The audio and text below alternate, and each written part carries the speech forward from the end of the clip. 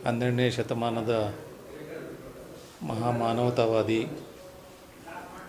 ಸಕಲ ಜೀವಾತ್ಮರಿಗೆ ಲೇಸನೆ ಬಯಸುವ ಮಹಾನ್ ಸಂಕಲ್ಪವನ್ನು ಸಾಕಾರಗೊಳಿಸಿದಂತಹ ಕರುಣಾಮೂರ್ತಿ, ಮಾನವೀಯ ಅನುಕಂಪದ ಪ್ರತೀಕದಂತೆ ಇದ್ದಂತಹ ಜಗಜ್ಯೋತಿ ಬಸವೇಶ್ವರರು ಅವರು ಮಾಡಿದಂತಹ ಸಮಾಜೋಧಾರ್ಮಿಕ ಕ್ರಾಂತಿ ಬಹುಶಃ ಜಗತ್ತಿನ ಇತಿಹಾಸದಲ್ಲಿ ಕಂಡು ಕೇಳರಿಯದಂತಹದ್ದು. ಮಾನವನ ಸಮಗ್ರ ಅಭಿವೃದ್ಧಿಗೆ, ಸಮಗ್ರ ಕಲ್ಯಾಣ ಬದುಕಿಗೆ ಪೂರಕವಾಗುವಂತಹ ವಿಚಾರಗಳನ್ನು ಬಸವಣ್ಣನವರು ಕೊಡುಮಾಡಿದ್ದಾರೆ. ಬಸವಣ್ಣನವರ ಸಾಮಾಜಿಕ ಧಾರ್ಮಿಕ ಚಳವಳಿ ಕ್ರಾಂತಿಕಾರಿ ಬದಲಾವಣೆಗಳನ್ನು ತರುವುದರ ಕಡೆಗೆ ಒಂದು ಆಂದೋಲನವನ್ನೇ ರೂಪಿಸಿದಂಥ ಮಹಾಪುರುಷರು.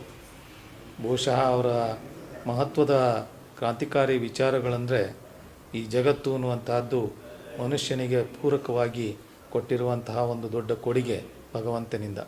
ಹಾಗೆಯೇ ಈ ದೇಹನೂ ಕೂಡ ಅದು ಕೂಡ ಭಗವಂತ ಕೊಟ್ಟಿರುವಂತಹ ಪೂರ್ವವಾದಂತಹ ಕೊಡುಗೆ.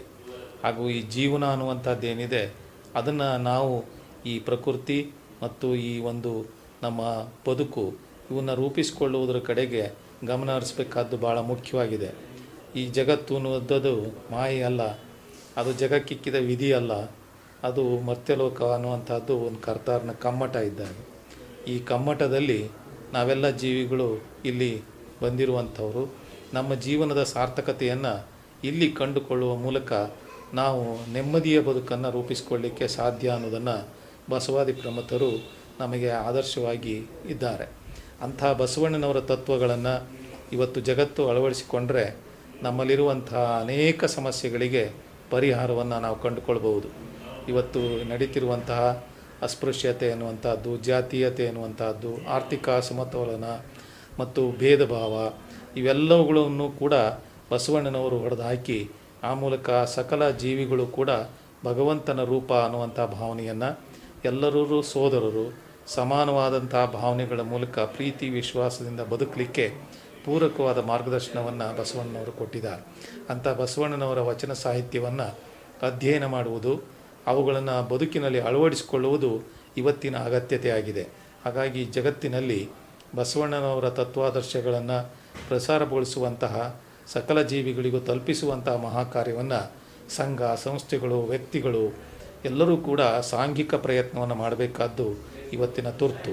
ಇದನ್ನು ಗಮನಿಸಿಯೇ ಡಾಕ್ಟರ್ ಎಚ್.ಎಂ. ಬಸವರಾಜ್ ಅವರು ಲಂಡನ್ನಿನ ನಿವಾಸಿಗಳಾಗಿದ್ದು ಭಾಳ ವರ್ಷಗಳ ಕಾಲ ಅಲ್ಲಿದ್ದರೂ ಕೂಡ ಆ ವಿದೇಶಿ ವ್ಯಾಮೋಹದಿಂದ ಹೊರಗೆ ಬಂದು ಸ್ವದೇಶದ ಬಗ್ಗೆ, ನನ್ನ ದೇಶದ ಬಗ್ಗೆ, ನನ್ನ ಜನರಿಗೆ ಏನಾದರೂ ನನ್ನ ಕೊಡುಗೆಯನ್ನು ಕೊಡಬೇಕು, ನನ್ನ ಸೇವೆಯನ್ನು ಮಾಡಬೇಕು ಅನ್ನುವಂಥ ಭಾಳ ಉದಾತ್ತವಾದಂಥ ವಿಚಾರಗಳನ್ನು, ಕಲ್ಪನೆಯನ್ನು ಹೊಂದಿದಂಥ ಡಾಕ್ಟರ್ ಬಸವರಾಜ್ ಅವರು ಇವತ್ತು ಬೆಂಗಳೂರಿಗೆ ಬಂದು ಇಲ್ಲಿ ಪೀಪಲ್ಸ್ ಫೌಂಡೇಶನ್ ಎನ್ನುವಂಥ ಒಂದು ಸಾರ್ವಜನಿಕ ಸ್ವರೂಪದ ಒಂದು ಸಾರ್ವಜನಿಕ ಕಲ್ಯಾಣ ಕಾರ್ಯಗಳನ್ನು ಒಳಗೊಂಡ ಉದ್ದೇಶವನ್ನು ಒಳಗೊಂಡ ಸಂಸ್ಥೆಯನ್ನು ಇಲ್ಲಿ ಹುಟ್ಟು ಹಾಕಲಿಕ್ಕೆ ಪ್ರಯತ್ನ ಮಾಡ್ತಿರೋದು ತುಂಬ ಸಂತೋಷ. ಅದರ ಅಂಗವಾಗಿ ಇವತ್ತು ಆ ಮಹಾಮಾನವತಾವಾದಿ ಜಗಜ್ಯೋತಿ ಬಸವೇಶ್ವರರ ಒಂದು ಮೂರ್ತಿಯನ್ನು ಇಲ್ಲಿ ಸ್ಥಾಪನೆ ಮಾಡುವ ಮೂಲಕ ಈ ಸಂಸ್ಥೆಗೆ ಒಂದು ಭದ್ರ ಬುನಾದಿಯನ್ನು ಹಾಕಿಕೊಂಡಂತಾಗಿದೆ.